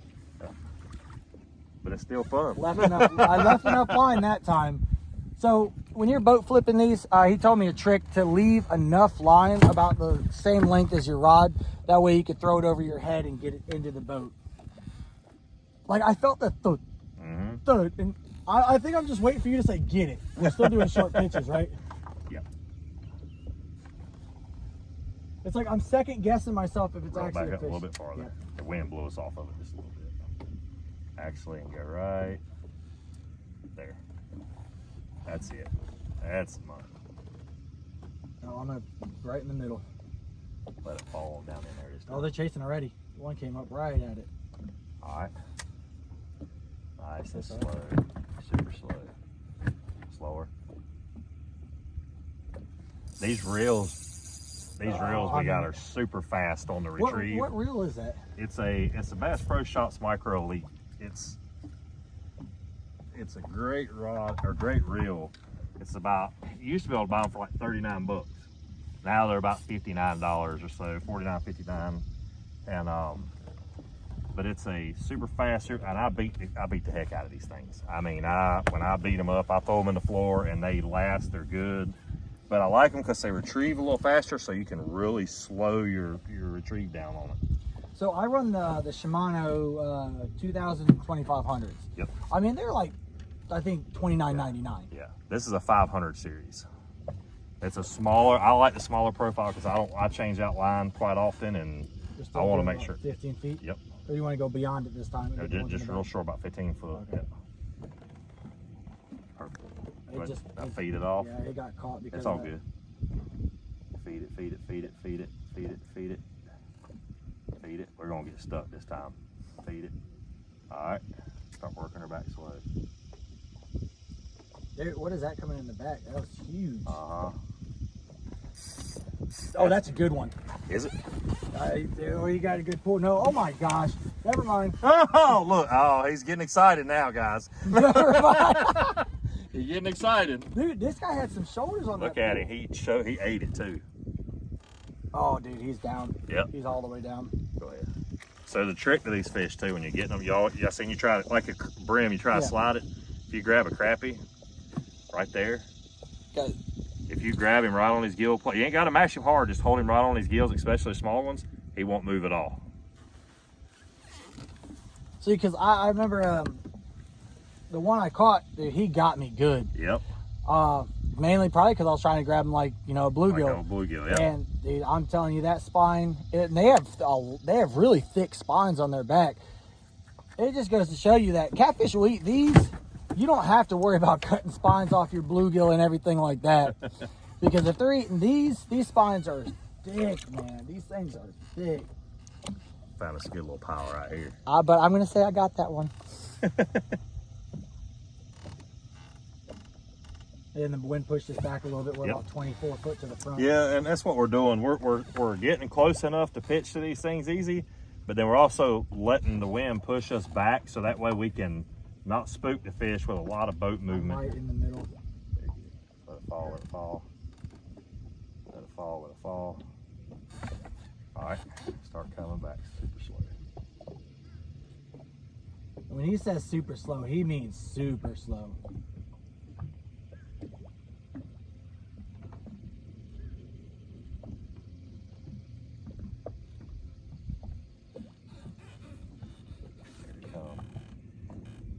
Let me know if I need to drop it out.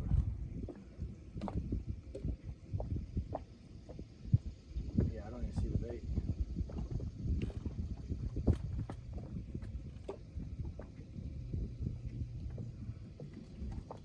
tree. Yeah, that's why you're sliding right up the tree, which is good.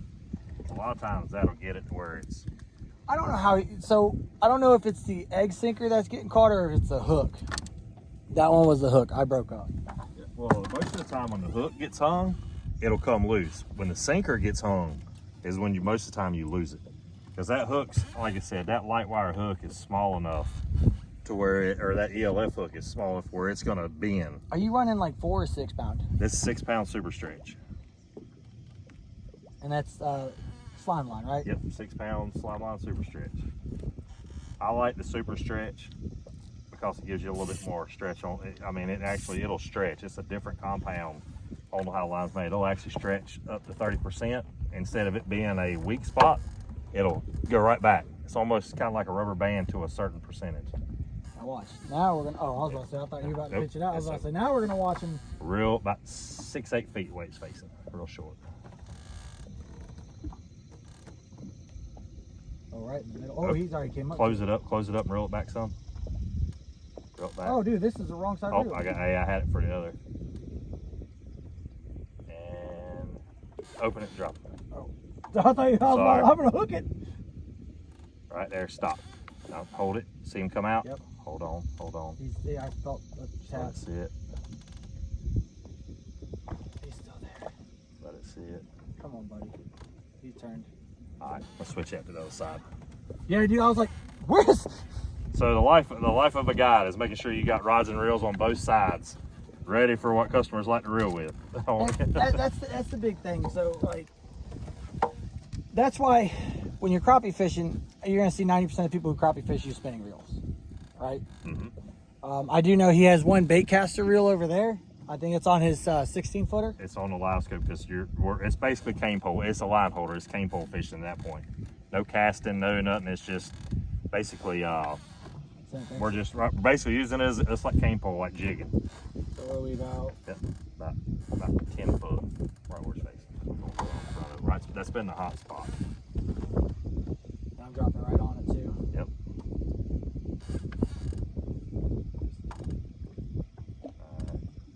Keep going. Right there. They're following already. Keep coming. Come on, guys. You know you want some. Come join your buddies. Oh, he's chasing. Keep coming. A little bit faster. That's a big one. All right, reel it up. That's a big one. We're gonna get those. I'm gonna put the cheek back in there too. I should be right on the front on this drop. Yep, you're perfect. All right. Start coming. Yep, you're good.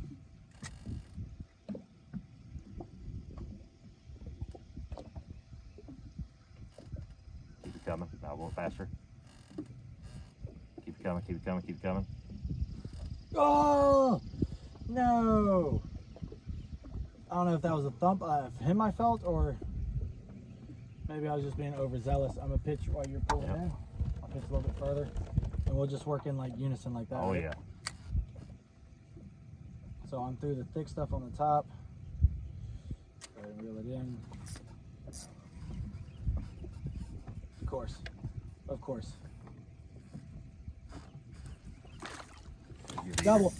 Doubled up. No! Oh! Good eater. Oh, just reel straight to it and then grab the reel and pull it straight back to you. Dude, I was like, oh, dude, this is a one. It's going to be a good one. Oh, sorry, Pop. I felt it. All right, that's no problem. I'll get a bag and get some more tied up. Oh, no, it came through. Oh, good. It came through. Now you slide your bobber stop right back up. I got to fix that hook, too. That's the good thing about pairing that line size, and it takes time to figure out what it is pairing that line size with. Now you don't want to overly close the gap either. No, yeah, I like my hooks actually stay a little open on them. So you want to figure out the line size that works. Of course, I don't like to run an 8 or a 10 pound when I'm doing this. I want that line to fall, or that jig to fall faster.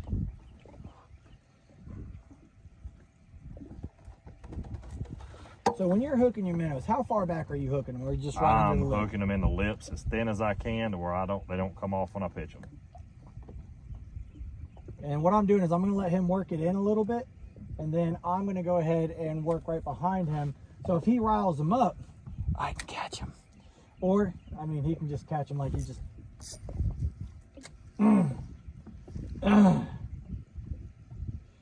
Okay. That seems like a decent one, dude. Oh, yeah, that's a decent one. Yes, sir. That's what we wanted. Sometimes it's better to have some good eaters and.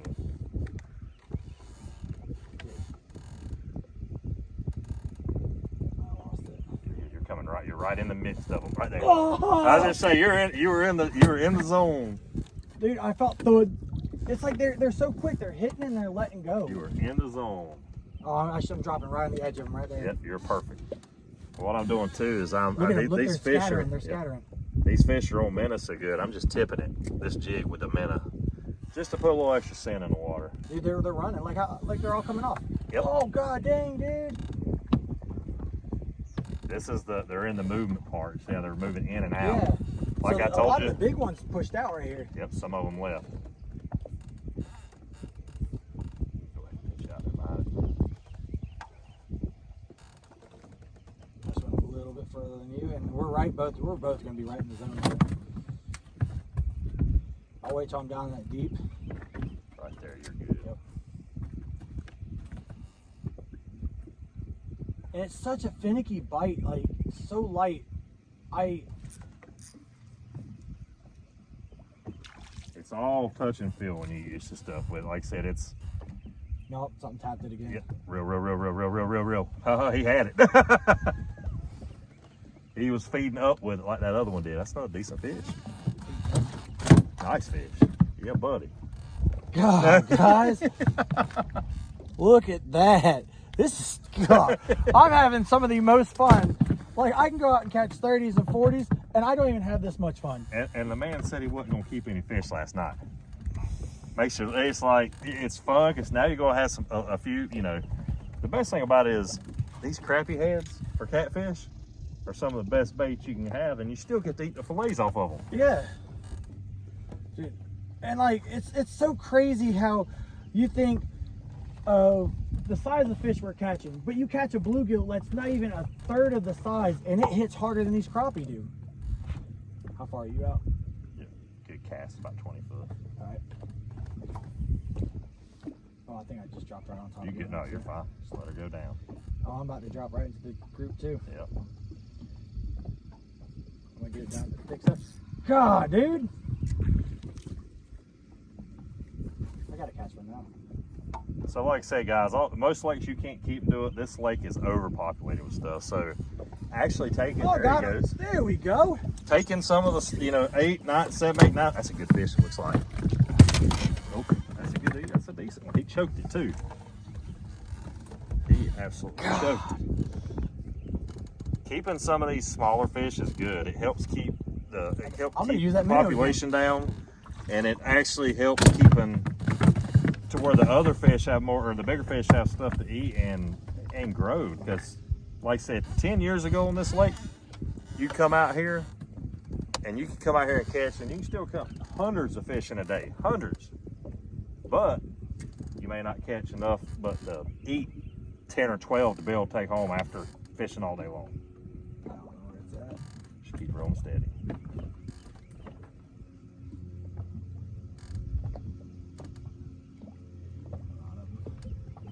I mean, this minnow's the same minnow, so we're gonna see if they'll bite it again.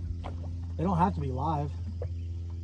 Yep, there's days where we've actually used dead minnows. We'll lay them up on the deck, let them die and catch fish because I don't know what it is, it's just that day, it worked. You're coming right here, Yep, right? right on the backside. So why you? There's some monsters on that backside though, guys. There's some. Go ahead. No, I mean, just watch Shane. I'm coming in. Yep, there you're right on the backside. Pretty fish. I mean, good eater fish. All right, throw it up real fast. We won't bring it right. We won't bring it because you got your weight there, and the other one you'll bring it right above them. Right tip up, and you'll stay right above them. There it is. I'm right in them too. Got him. Got him.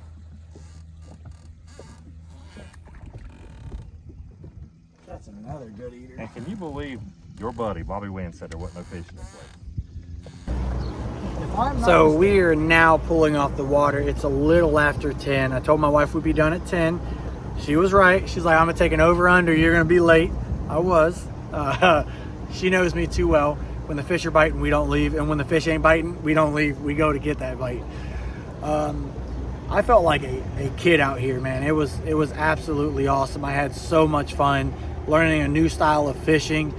I'm not 100% prepared for this style of fishing. With how we did it today, live scope was used. He showed me how I could find brush piles and fish brush piles without it, but my success rate would have probably been 3 fish out of like the 40 we caught. So it just goes to show you, get with knowledge. Shane has so much knowledge on this yak and chain, has so much knowledge of crappie. He used to honestly fish like a circuit, right?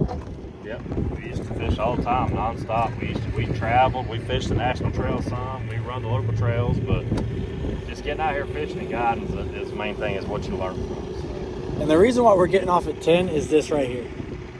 Look at this. We are out here on the 4th of July, literally the 4th of July, and we knew when we came back in it was going to be hectic, but we thought it was going to be a little bit more hectic than this. But we're going to go ahead and trailer up. This is the closing statement. I'm not going to have a driving closing statement like I usually do. I'm going to get home, put these fish on some ice, clean them up tomorrow, and I'm actually going to vacuum seal and save the bait that I do plan on using for catfishing. So guys, I hope you enjoyed this, and I hope you get something out of this that you did not know. It doesn't matter if you've been fishing for crappie for a month to 10 to 20 years. You can always get knowledge from somebody else. Someone always does it a little bit different, and it could help you in a playbook. So check out the YouTube. Yeah. Shane Walser Outdoors, guys. Check it out. We're going to have some cool stuff happening as well coming up soon. He not too open about it. You know, he's got some things in the works. I will say definitely check him out. Check him out on Facebook, YouTube. There's a lot that's going to be going on behind the scenes, and when it pops up, you're not going to want to miss it, guys. So check him out. I hope you guys enjoy this video, and I'll see you later.